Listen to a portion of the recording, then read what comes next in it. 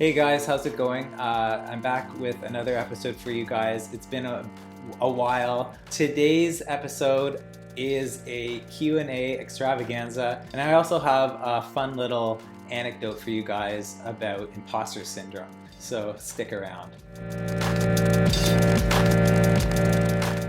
Hi, my name is Tom Froese. I'm an illustrator and designer in Vancouver, British Columbia, and this is my vidcast where I answer your questions about illustration. If you're new and just catching us for the first time, thank you very much for being here. So usually how this works is I do a little bit of chit chat at the beginning, and then I start answering questions later on in the video. When there are such questions, I leave a timestamp in the show notes, and you can just click on those timestamps and jump to the question that you want answered right away.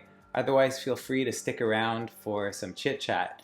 Today I have some thoughts on something I experienced on Saturday while I was racing my first 5K race. One thing about me is that I've recently really started getting into running. I've run all my life, but very recently I did my first half K race. That was in May, and I just loved the structure of training. I loved having that goal to kind of push me to be better than I was before. And so I really enjoyed that first half K.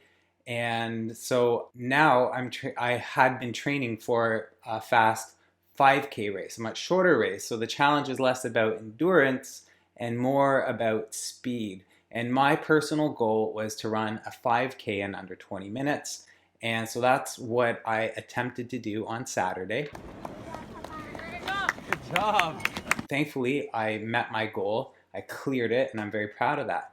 But here's my experience from that Saturday. And there's this word going around these days a lot, or this term, this phrase, imposter syndrome. You've heard it a lot, I'm sure. It's a bit of a buzzword, a bit of a cliche almost, but I think it's popular for a reason, especially in the creative arts. We're just kind of making this stuff up as we go along. There's no like engineering association type thing for creatives. The engineers have, I think it's the IEEE. Lawyers have a very rigorous system that you have to sort of be a part of and qualify for in all these very kind of external objective ways. Creatives, it's a little bit messier, and really it's a made up profession. We kind of say, this is something that I do that's creative, and if we're lucky or the timing's right or we put in the hard work, people will buy that. They'll pay for that for us. And we along the way question ourselves, and because there's no external criteria to really hold ourselves to completely, not in the sense that engineers or doctors or lawyers would have. So we wonder, when is this charade gonna end? When are people going to find out that I'm a fraud? And when is the gravy train going to end? This is what we call imposter syndrome. I hear even like top creative people, Hollywood talent, talking about this. Like, for instance, Mark Maron, he constantly expresses, or at least has in a lot of the episodes of his that I've listened to, he expresses this feeling of like, someone's going to find out, someone's going to know that I'm a fake, that kind of idea. And so if people at the top level like Mark Maron, who's a very accomplished comedian, podcaster, and actor, if he's experiencing imposter syndrome, we're experiencing it too as creative people. I'm talking about racing here. So here's the story. The race starts. The gun fires. We're off literally to the races. I had placed myself at the front of the pack because I just gauged a sense of like who was there. I actually looked at the race results from the last year, and I realized, or I just assumed that I'd be one of the faster runners. I didn't know how fast. I didn't know how front of the pack I'd end up mid-race, but I started the race off at the front. And as I'm running, I'm like, there's maybe 2 or 3 people ahead of me. And I'm holding this place for a little bit. And I'm thinking, there's a voice inside my head that says, there must be some mistake. You don't belong up here. You're running too fast. You're outdoing yourself. You're going to get too tired by the end of the race. Pull back a little bit. There must be something wrong. And so I listened to that for like 10 seconds, I think. And I kind of pulled back, and it was like, no, I've been training. I've been training for this. This is something I've been working toward for a month and a half, and I've proven myself in my training. I'm staying at the front of the line, and I'm gonna push through. I've earned this, and and I just thought it was really sneaky of that voice to say I didn't belong up there. Now, I think that voice was perhaps my voice of reason, but it was mistaken this time. And I had to be honest with myself in that moment. I thought, okay, so what are the objective things that I can measure right now to know that I deserve this place? I mean, I'm not thinking in these words, I'm just running at this point. But what I did was I looked at my watch and I looked at my pace, I looked at my time, and I'm like, this is normal for me right now. And so I just kept going on. So I had my training behind me. I had already proven myself. I had already qualified myself in training. So when push came to shove in the race, when my doubts came, I could say, no, nope, doubts, you're wrong. I actually can do this. Now, there are times when I am overconfident and I could burn myself out before the sort of metaphorical race is over. In which case, maybe I should listen to the voice of reason. So I would just put that out there to you guys. Think about when you're feeling self-doubt, when you're feeling that imposter syndrome, what kind of time have you put in? How have you proven yourself before this point in time where you're feeling maybe less confident? Haven't people encouraged you before? Haven't you made good work, good art before? Haven't clients paid you to do work before? Aren't they happy? And you can say to your self-doubt, I've been doing this already. I'm already qualified. People are paying me to make art. I've gone to art school or whatever stage you're in. There's obviously a lot of work to do, and there are people ahead of you. There's always people ahead of us. But there's also, we are where we are because we've earned it. We've earned our place. And so maybe for you, you're in your first job, you're doing your first client job. You might feel in that moment like this client's made some kind of mistake. I don't deserve this job. That kind of humility is actually good, but in a way that thought, that self-doubt is wrong. You were asked, that client sought you out and put you in charge of the illustration or the design or whatever the creative thing you're working on. You earned it. You qualified for that. If someone asks you to do it and you're doing it, no matter how you feel about your abilities in that moment, someone else believes in you. You've earned that. And so I just thought that was really interesting when I was in the race. I almost sabotaged my goal because I didn't believe I belonged. And, there is a history of me not being very athletic in my life. I was the slowest runner in elementary school.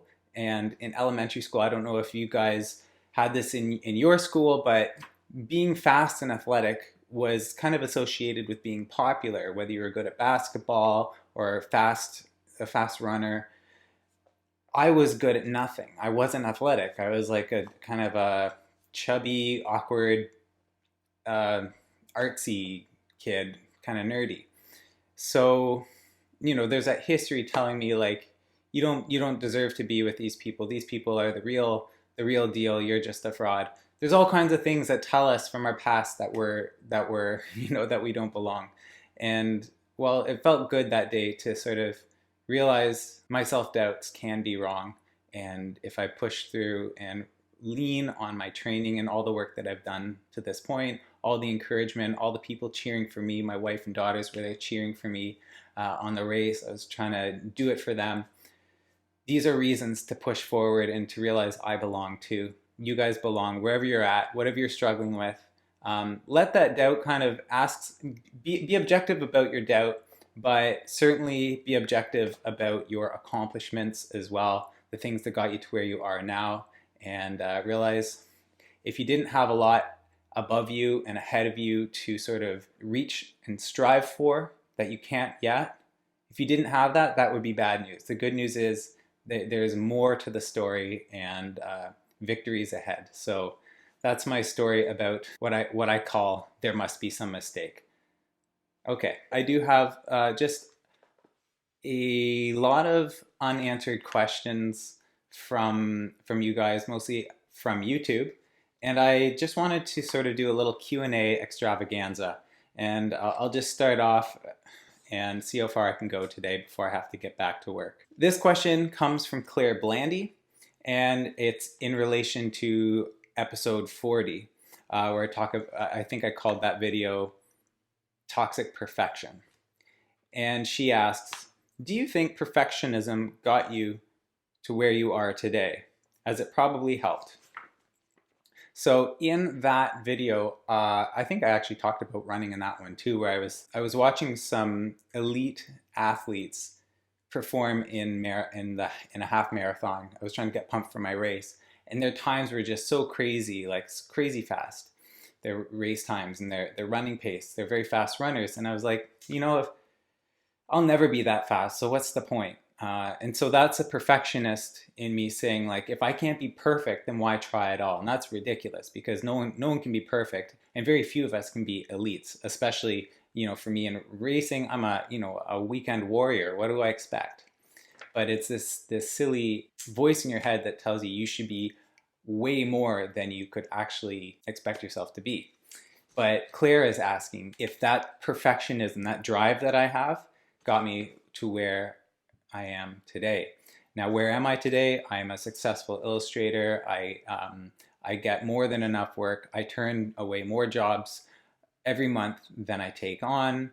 I earn a very comfortable living right now doing this. So yes, that's where I am right now. And the only reason I'm saying this is certainly not to brag, but she said, did my perfectionism get me to where I am today? And I'm going to say yes. I'm going to say that pushing myself to be more than I am now and constantly feeling unsatisfied with where I'm at now, that's a double-edged sword. There's a side of that sword that is bad and cuts me down and beats me down. But there's the other side that if I didn't have that pressure from inside, I wouldn't be as motivated. So maybe it's just down to me being competitive with myself, being competitive against others, and always knowing, maybe this is the silver lining of perfectionism. It's actually not a negative or a toxic thing at all. It's a belief in myself. It's saying I can do more than I'm capable of now. Like right now I'm capable of, or it looks like I'm only capable of X, Y, or Z, but I believe I'm actually capable of a lot more than that. So sure, perfectionism, if it's a sense that I should do better, I should challenge and push myself, I should get better at my art, at my craft, I should study more, I should hold myself to a higher standard. It's maybe not for everyone, but this is what drives me, and it drives me to do good, and it also drives me crazy. So it's a double-edged sword. So thanks for your question, Claire. So Claire Blandy asks a second question. This one's related to episode 41. And I think in this one I talked a bit about self-doubt. And so anyway, she asks, on self-doubt, do you panic when you sit down to that new blank piece of paper? Every blank piece of paper I am presented with at the start of any project, I always believe I can't do it. Are you the same? If so, how do you get over that? Also, do you find yourself always looking for distractions even though you know you're crunched for time? If so, how do you get over that too? Thanks, Claire. Okay, so we're kind of two parts of this question. The first one is just about getting over that self-doubt at the beginning of a project. It actually seems a little bit related to the race analogy that I was just talking about, but I think there's more to it that I can talk about. So the honest answer, Claire, is that I actually don't panic at the start of projects anymore. I used to, but I don't anymore. I've been doing this long enough now that I just know that I need to sit down and do the work. So like I said, it hasn't always been easy. And I think what's changed from my early career to now is that I've just developed experience of how the process goes. I've developed a very specific process that I follow And so I just know what I need to do at a given stage to get to the next stage. Yeah, I mean, basically, first I do the first thing, then I do the second thing, and so on and so forth until I'm done the job. And it's not that there aren't specific challenges and struggles at each of those stages, but knowing where I am, naming those stages, and just knowing by experience that this is the stage where I really struggle to do whatever to achieve what I'm trying to do here, helps me just to kind of dig my heels in and keep going. So, for example, the stage in my process where I'm actually sketching out, trying to come up with a concept, is always the hardest for me.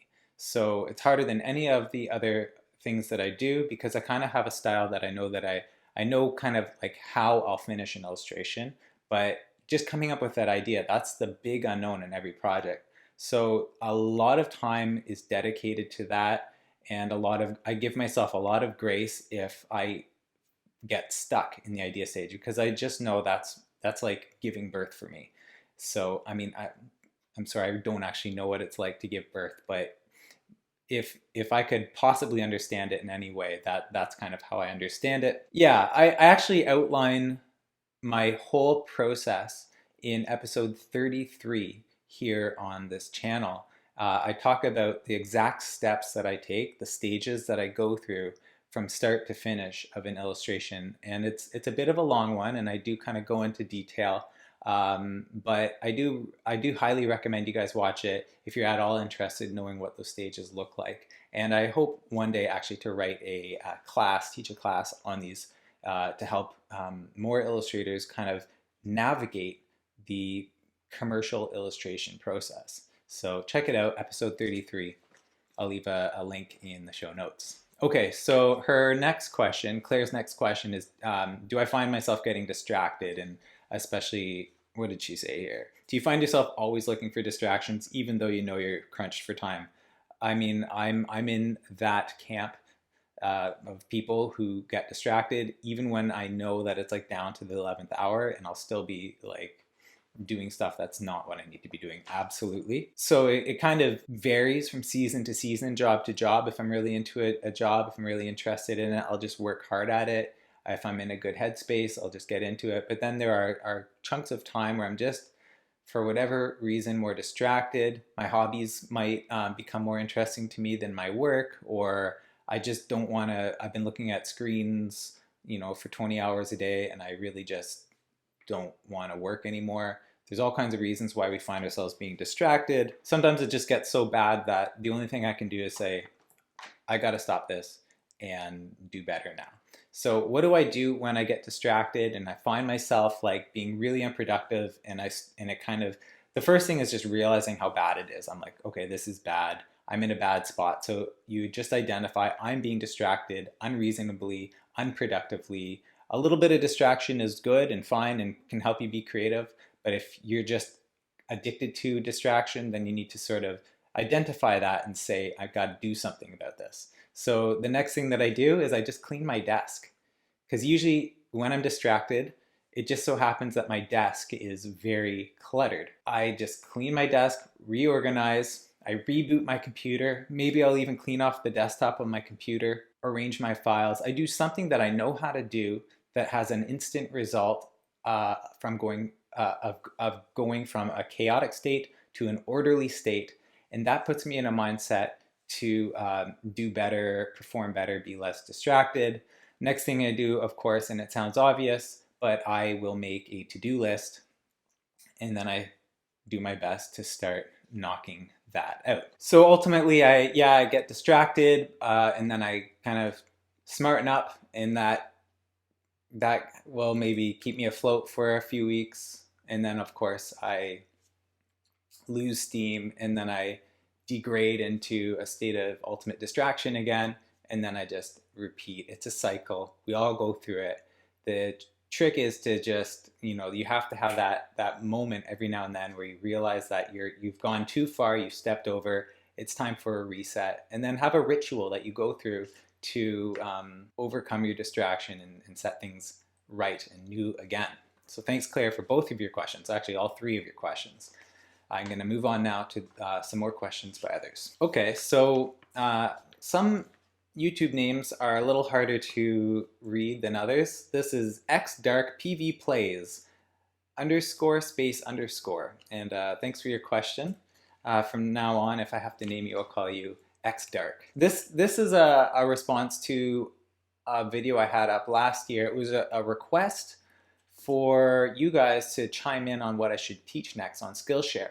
The class that actually resulted from that query, from that call to you guys, was Odd Bodies, which has just been a tremendous success. And of course, I have to thank you guys for saying what you wanted to learn from me next. And I'm going to be putting out a similar call very soon, because September and October are my class production months every year, and I'm really excited about that. But on to xdark's question, or it's basically a response to my that video. So, hi, I love your classes. I would love to see what inspires you, such as SASEC, etc., and what objects you treasure in your studio for refocusing your creative drive. Also, how did you learn your calligraphic skills? What projects have you done for fun, or would you love to do? I'd love to have a class lesson in illustrating children's picture books if it interested you. Thank you for teaching and inspiring me. So you're very welcome, xdark. I appreciate your suggestions for classes. Now, the thing that I wanted to answer here, because there's a lot in there, and some of it might have to get to another time, but you asked about what inspires me, and you actually meant name Sasek, Miroslav Sasek. That's actually one of my favorite illustrators. So if you look on my video channel, I'll leave a link below. There, I just did a talk kind of locally here where I live about things that actually inspired me, and actually name about 4 or 5 different illustrators from the past that have really been profoundly influential on my work, even to this day. And the context of the video is actually like how I've taken that inspiration and internalized it in a way that inspires me without me having to make my work look like theirs. And of course, you see clues of their work in mine. I definitely nod to Sasek and the Provincens for sure in my work, but it's less imitative. I imitate it less, and I draw sort of a higher level inspiration from it. That's what that video is about, and I highly recommend you watch it if you want to know about my inspiration. In terms of objects that I keep around my office, around my studio, I should say, is I like anyone else, I have my favorite books and a few knickknacks and tchotchkes and stuff like that. I would just say, what floats my boat, what inspires me, the things that I want to put around my own decor, those are very subjective to me. The important thing is that you surround yourself with things that you love and that you think are beautiful. If you're sitting in a beige cubicle with no pictures on the wall, you might not feel inspired. I put pictures up that my kids draw for me. Those inspire me. I put the books that I love up. Right now I have this, my records up on my wall, record covers that I love. Not all of them, but the ones that kind of really inspire me, mostly vintage. And they just add pops of color in my studio. Of course, the view that you're looking at behind me isn't the most attractive. You see my yoga mats and my telescope, and well, there's that poster that I illustrated, and I don't usually hang my own work up, but that one I'm particularly proud of, and I really just like that pop of red in my studio. So I just like minimal white walls and then pops of color coming through it. That makes me happy. I kind of want to take the camera and just show you guys it, but then I have to remove my camera from the tripod, and kind of messes things up. But maybe one day I'll do a tour. I can't quite figure out how to guide you guys through the things in my studio. I feel like it would be a little bit boring. I'd start rambling. Hey, you know what? I'm already rambling. Why don't I show you a few things that I love? I recently bought this book it's illustrated by Alice and Martin Provincen. And these two were illustrators from the mid-century era, 1950s, 1960s. And this book is just absolutely gorgeous, really beautiful images of Greek and other ancient myths and legends. This is a style I'm very much in love with. Their use of color is gorgeous. This is the Golden Treasury of Myths and Legends, and it's surprisingly affordable to get these old books on eBay. I got this for about 50 bucks, which for an old book in beautiful condition is quite, I'd say, quite a good deal. What else do I have up here? You know, I often have just like random stuff that I like just kind of arranged in a funny way. These are just old pencil leads that I found at my local thrift store. There's a collection of them. I like to collect sets of things that are similar. I like these particularly for, oh, there's a little white my glasses. I like to collect things that have interesting type on them and interesting design and color. You know, this isn't one of my most precious things. It's just a thing on my wall. I'll show you one more thing, and then I feel like that'll be enough. I have a few cameras on my shelves. I love cameras and telescopes, things with optics, things with lenses, things that you look through. There might be some hidden metaphor or thing you can analyze about that. It's very dusty. Anyway, this is a beautiful old Polaroid camera. It's collapsible. I believe it was designed by Charles and Ray Eames. And just a lovely piece of design. It's a classic. This is the Polaroid SX70 land camera designed by the Eameses. Well, that's what I'll, hey, one more thing. My dad made this. My dad was crafty. He made this when he was a lot younger. He called it a humble man. Now it's focusing on my eyes. There we go. Humble man. That's his, I don't know why he called it that, but quite fun. So there's a few things from my desk here, my studio, that inspire me. Surround yourself with things that remind you why you're creative, remind you why you love doing what you're doing. Surround yourself with things that are just intrinsically and uniquely things you like. Like not everyone wants to display pencil leads in a little baby cup on their shelf. For me, these are meaningful objects with personal meaning, and of course, I like how the designs look. I like the colors. Don't worry about what other people think. Put weird stuff up, and if it inspires you, if it symbolizes something unique about you, put it up and remind yourself of your own creative soul. So yeah, I'm actually really appreciating now that you asked this question, XDark. So really appreciate that. Thank you very much.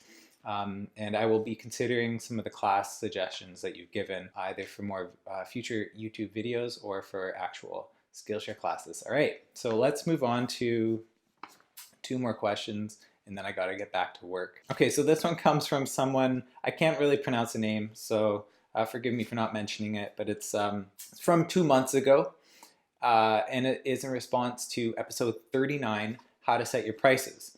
And so they ask, Tom, thanks for this helpful video. I'm new to the illustration scene and was approached to do an 8.5 by 11 piece for a self-published children's book. They're requesting commercial rights. Without giving me a number, they said budget is limited.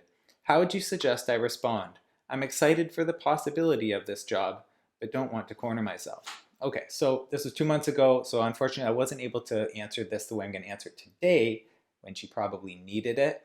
What I did at that time, I responded as I do to most people who ask me a pricing question. I refer them to my favorite book, the Graphic Artist Guide to Pricing and Ethical Guidelines, or something like that. Super long title. They've got to change it, but good book. I can never remember the title, but that's what I recommended. I said you just got to read this and try your best to sort of follow their recommendations. And she actually responded by saying she has the book, but it confuses her. And I totally understand that. So this is kind of my follow-up answer, and I hope it's helpful, even though it's too late. It's 2 months after the fact, but this is maybe a follow-up to my answer that perhaps a little bit more helpful. So the first step is just ask what the budget is, okay? Because limited could mean like they can only give you $25. They might think $250 is a limited budget. And depending on where you're at as an illustrator, that could be actually pretty good or that could be pretty bad. So if you're a very experienced illustrator and someone wants to use your talents, your experience, your skills, you're going to want to charge as much as you can for that piece. Now, of course, you need to know things like how many copies is this self-publisher going to print? How much money do they think they're going to profit from this venture? Is this a labor of love? Is this something that they're trying to earn a lot from? So if it's something that's going to be more on the labor of love side, then you're not going to be able to expect a lot of money. On the other hand, if they're really trying to develop a piece that they want to sell and maximize profits, you want to get a share of that and maximize as much as possible. So first you just want to find out the sort of profit trajectory as much as possible. And they're not going to tell you outright what the profits will be because they don't know either. But you want to get a sense of like, okay, is this going to make them a few $100s, a few $1,000s, a few tens of thousands of dollars or more?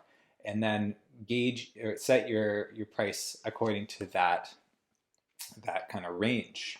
You know, that's kind of my more complicated answer. If you actually want to sort of just simplify it, ask them what their budget is, and then decide for yourself whether it's worth it for you to make art for that fee. I would just say if they're asking for exclusive and perpetual commercial rights, that's called buyout, and that's going to cost them a higher fee than if they kind of bought limited rights for a certain region for a limited amount of time, after which or beyond which they'll have to pay you another fee. So I would just say if they want to buy all the rights one time, charge more. If they want to sort of pay for the rights for a limited time, you can charge a little less, hoping that if all goes well, they'll want to keep using the image and they'll pay you again. If they want to buy like a total transfer of copyright from you and actually own the work, then you want to charge the maximum possible fee. Again, I don't know what the maximum will be for you or for your client's budget and for this project, but that's the scenario where if you're selling them the copyright to the work, you no longer have any sovereignty over that work. They can do whatever they want to it. They can scribble on it. They can add googly eyes. They can put their name on it, and they don't have to put your name on it. If they do that, they're going to have to pay for it. Okay, so ultimately, at the end of the day, the client should get what they pay for. So if they have a very limited budget, they should be very understanding that you don't want to give them every possible right and certainly not give away your copyright for that low fee.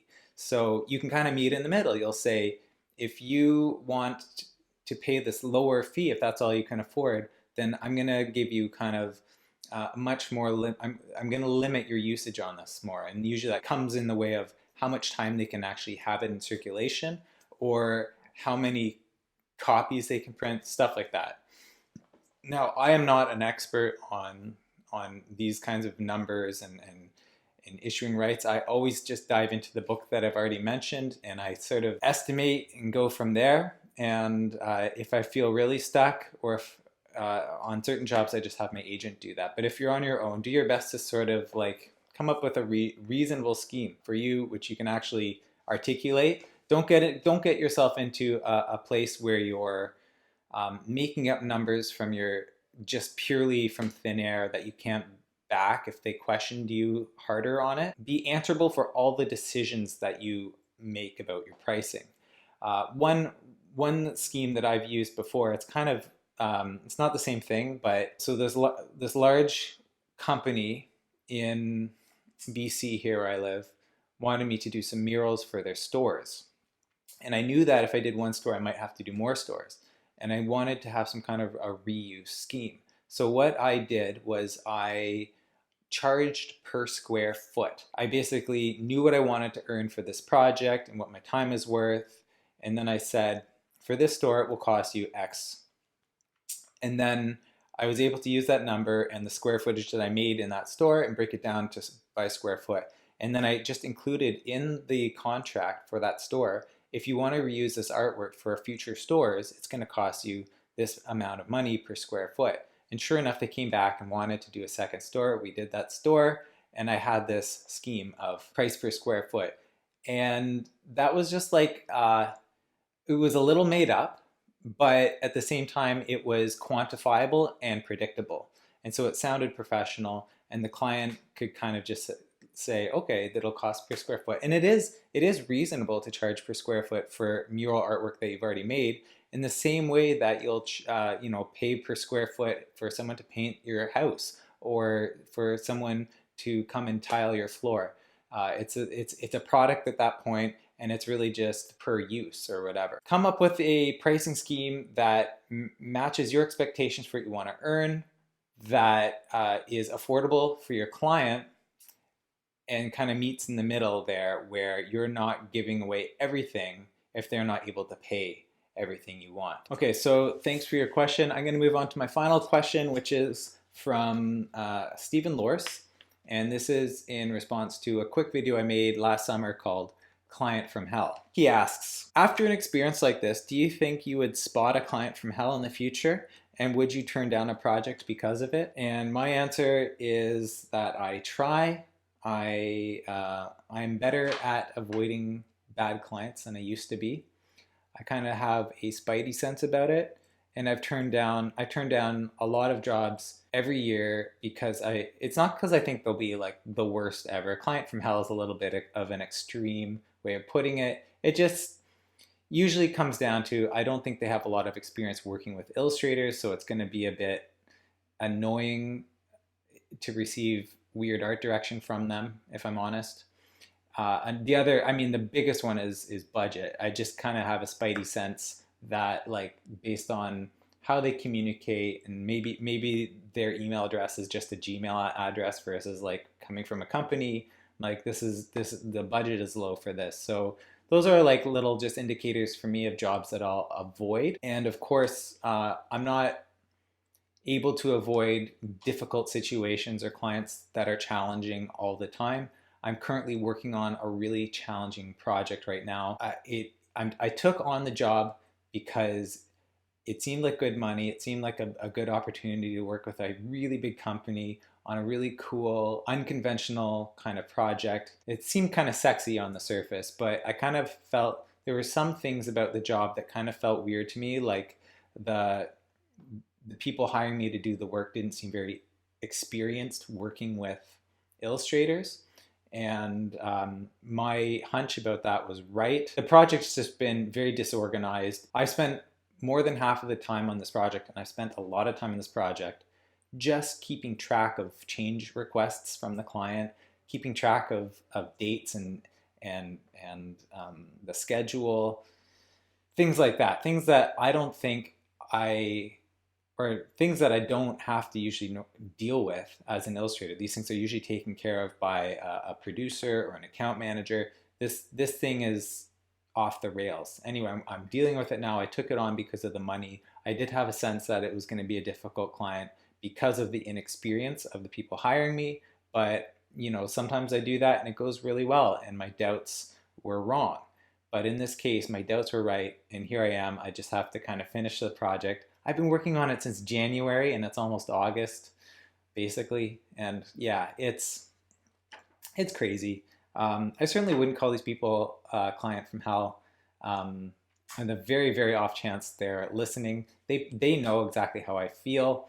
I've been very open about it, and they're also very understanding. They know that it's been hard for me. And anyway, I do my best in these situations to communicate what I want without being a jerk, to communicate my expectations.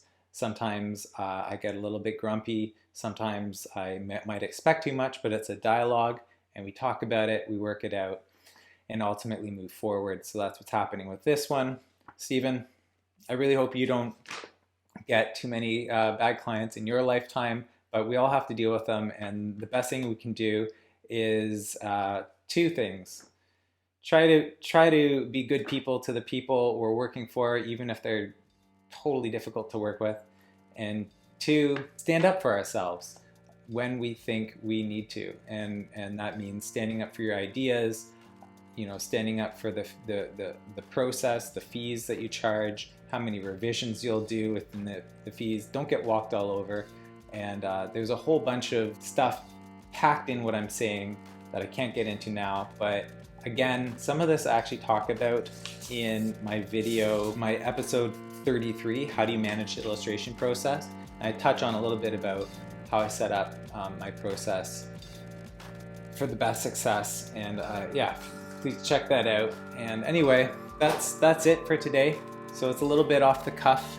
I'm a little rusty at this video thing, but I hope you guys got a lot out of it. I really am glad to kind of get these questions off of my desk, cleared out. They've been occupying my mind for a while. I really wanted to get to these, so thanks for your patience as I worked to answer them. If you like this video, please hit that thumbs up, and if you are enjoying this channel, consider subscribing. Subscriptions are the best way to let me know you guys love this content and the best way to cheer me on to keep making more. Anyway guys, that's it for me. I hope you guys have a great week. Keep making great work and keep asking great questions.